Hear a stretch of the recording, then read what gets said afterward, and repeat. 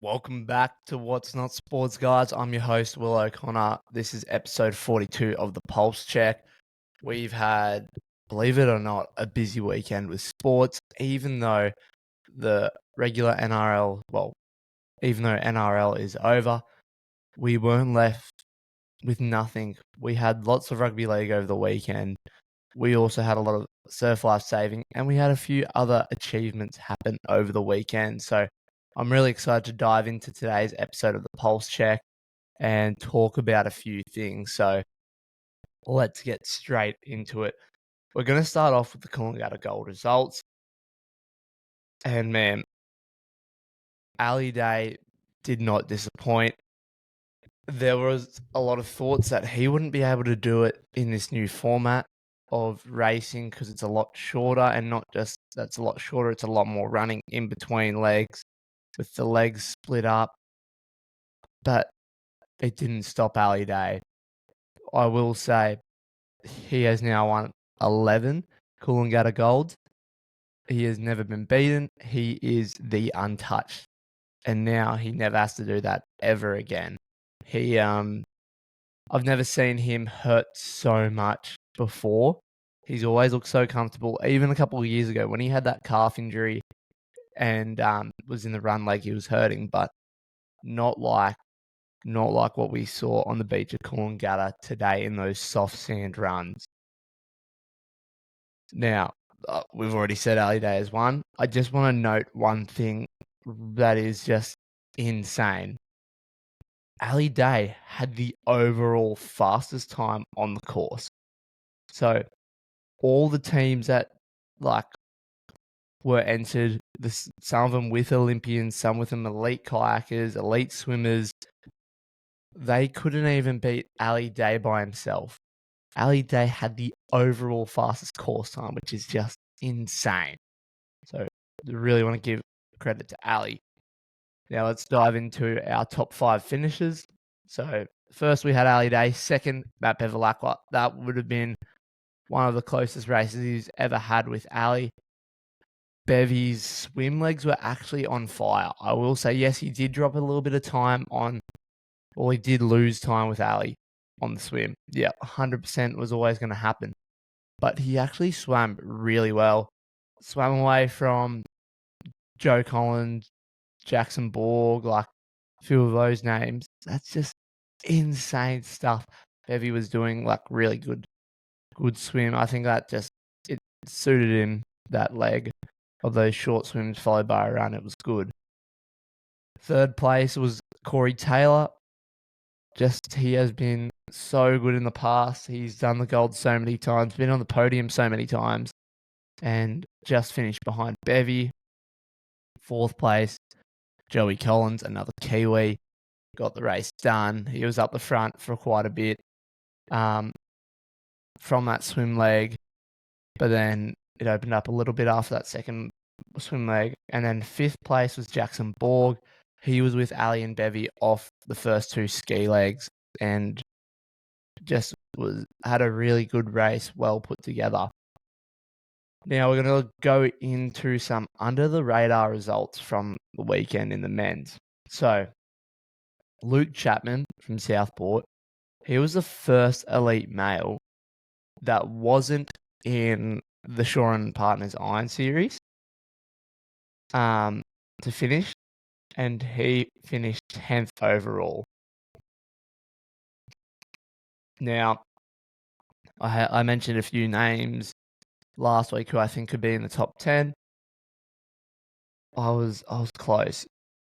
I'd like to say I was pretty close with some of those results. Charlie Verco, Noah Steiner, Riley Harland, and Campbell Asher all had top 10 finishing results in the Shaw and Partners Iron Series. Campbell Asher finished 11th overall in the gold, but in terms of the series, he finished with a 10th, which is just insane for your first year. He really put a well put together gold in that race. Noah Steiner, he showed that he can finish quite well in a long distance race. We've seen him do quite a bit of short stuff, especially with the trials, and it was It was really good watching him. And then the guys just on the edge of getting into that top 10, Braden Casamento, Ethan Callahan, and Kai Harlan, all really good results. Now let's jump into the women's. And I didn't mention it last week, and after I did my podcast, I realized when talking to a few people that I missed someone really big here for the gold, and it was who won it. So Electra Outram has won her first ever Coolangatta gold title. Just insane. She had a solid ski leg the whole time. Her runs were just electric, just so quick across the sand, so light on her feet in that soft sand. Had some huge swims, and then board paddle was just insane. She kind of caught back up to that pack when Carla was leading it, and then on that second board leg, she overtook Carla and then came in first by herself and just had the run leg of her life. Like, it was crazy. So the women's top 5 was first Electra Outram, second Carla Papak, third Dom Stitt, fourth Charlotte Hart, and fifth Emily Doyle. So I want to touch on fourth and fifth. Charlotte Hart, she won the trials about a month ago, and now she's gone on to get a top 4 result in the Coolangatta Gold and also in the Iron Series. That's just an insane result. She's 18, my age. I'm not doing much like that. Just an incredible result from her. And then Emily Doyle come back from surgery in the off season and just has ripped in, or just finished 5th. Just probably one of her best performances in an Iron Series race. And then the fact it was the Coolangatta Gold in that new format, just insane. Congratulations to the both of you. Other notable results I actually want to talk about is Tiani Massey finished 8th overall in the Coolangatta Gold, a 7th in the Shaw and Partners Iron Series. And this was after her ski paddle snapped on the start. So there was a bit of it was a rough start for the ladies, and before the go there was almost like loose skis and whatnot that might have caused the paddle to fracture. And then when she went to take her first stroke after the start, paddle was snapped into 2. She was yelling at someone to get her a paddle, and someone just and she ended up finishing, like, from being dead motherless last. She came back so strong to finish 8th overall in the gold and get a 7th place spot in the series. That's just going to set her season up, even though that wasn't her best race. She did so good to fight back and get her way into it. And yeah, just insane stuff from her. Another huge results I just want to mention from these 2 girls that weren't actually in the series. They just missed out on qualifying. Katie Rees and Sienna Bush had huge results. Katie Rees finished 10th and Sienna Bush finished 12th. For 2 girls in their first year of under 19s, they're not even in the professional series. They missed out just narrowly. And to go, I still want to do the gold, and then get results like that and actually probably beat more than half of the field of the Iron Series women.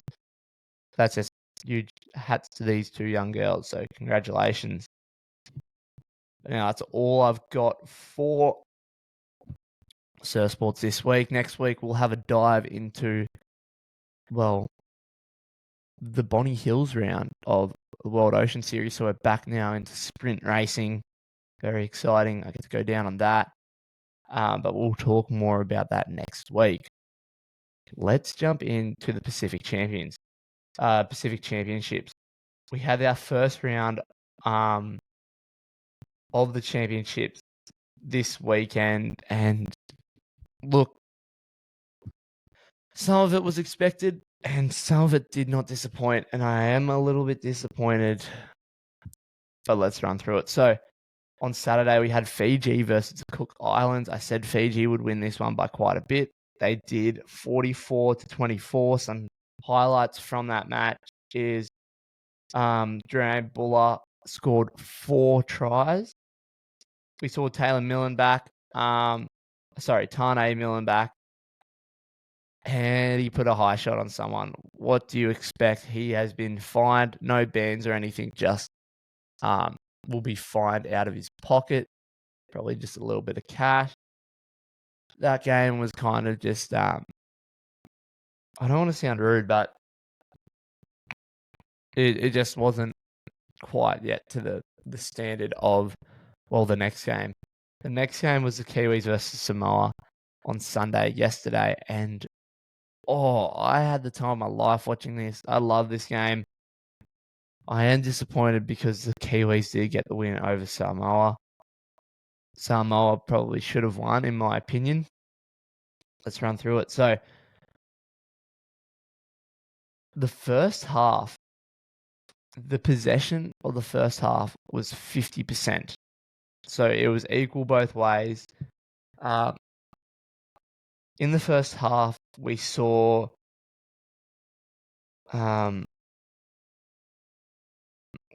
Casey McLean score a double, which is insane. And it was 12-0 at one stage. Kiwis were up. And then momentum started to switch. Dean Mariner went over for one. And then Simi Sasangi got gifted a try from Chance Klukstad. They were going for a 40-20. It was going to go 40-20. Chance Klukstad's wrist injury has jumped out of play, tapped it back in. Basically nearly injured himself so bad running into some of these like metal gates. And the ball was just rolled to the try zone. And it's just planted there. Simi Sasangi comes along, picks it up, and scores under the post, making it 12-all. Looks like it's going to be 12-all going into halftime. Just before halftime, there's a scrum, siren goes. New Zealand got, well, I'd say just luck of the ball, or the bounce of the ball. Kieran Foran got the ball, did a little chip, and Matt Tomoko got over for a try. The score at halftime being 16-12 to the Kiwis. And then we go into the second half. No tries scored for about 20 minutes or so or whatever. And then, unfortunately, there was a head knock at Morioto in defense, and that really slowed the game down. There was probably nearly 10 minutes of no play at all. The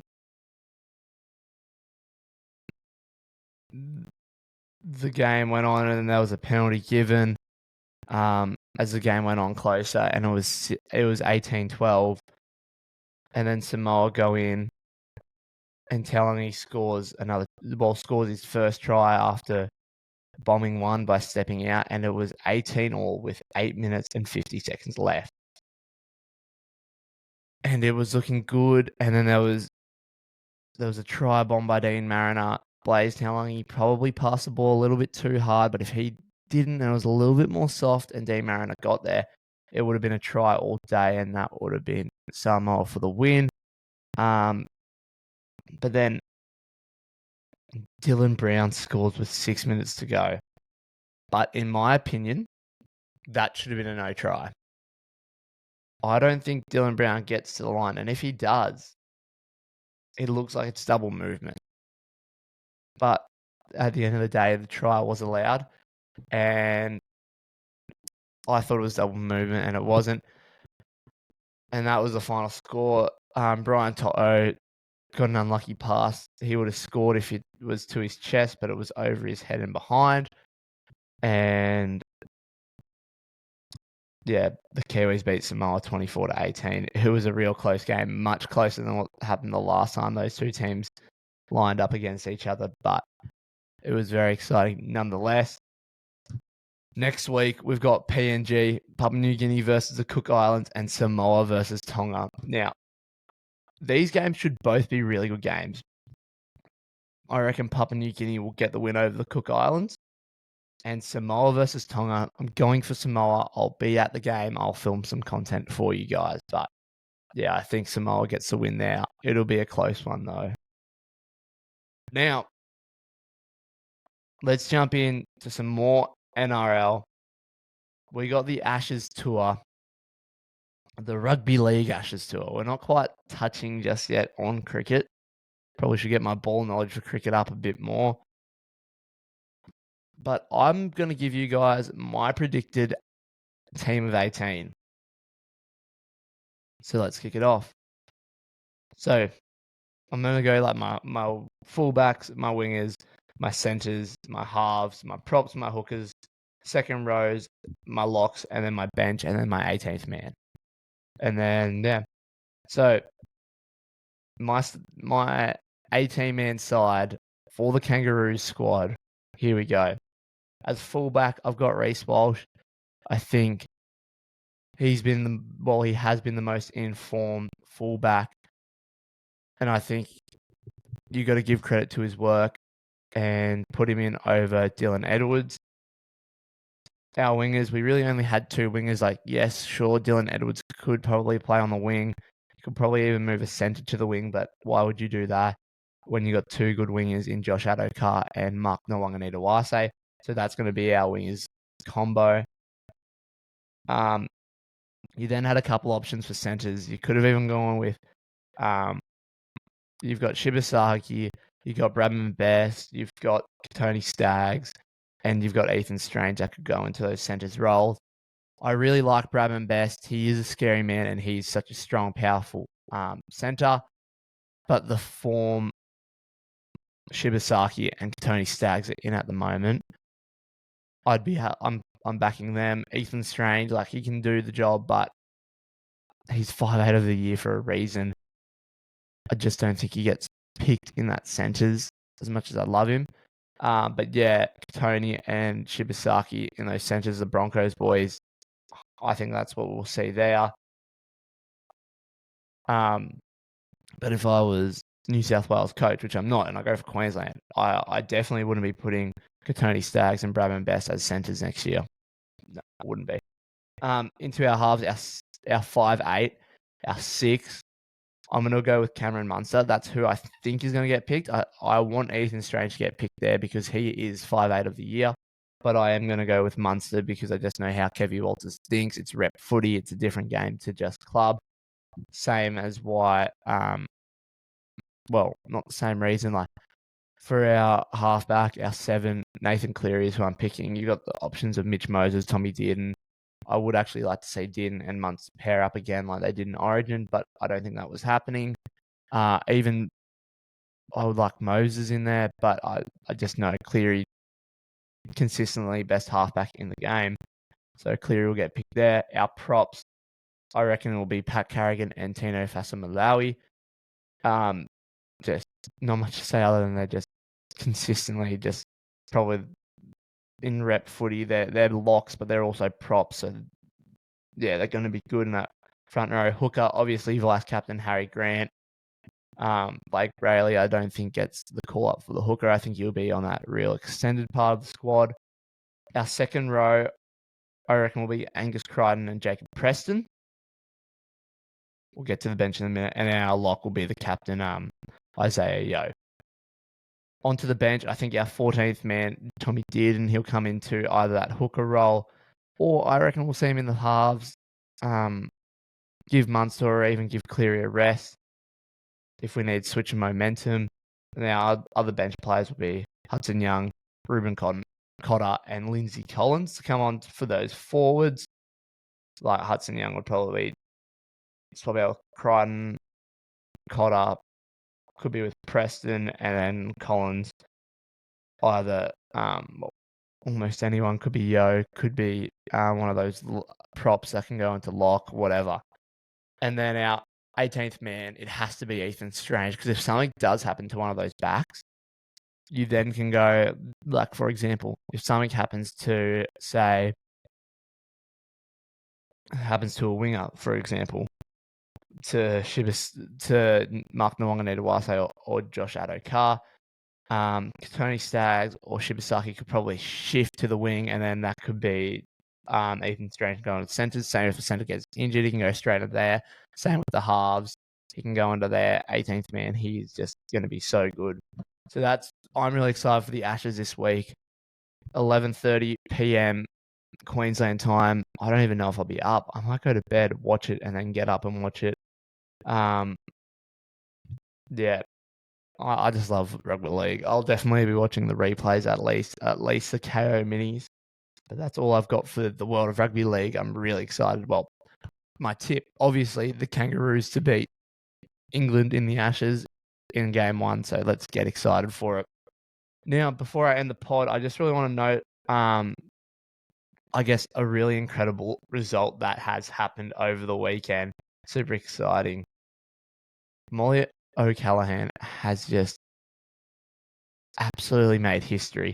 First woman ever to go a sub 1 minute 50 in a 200 meter free.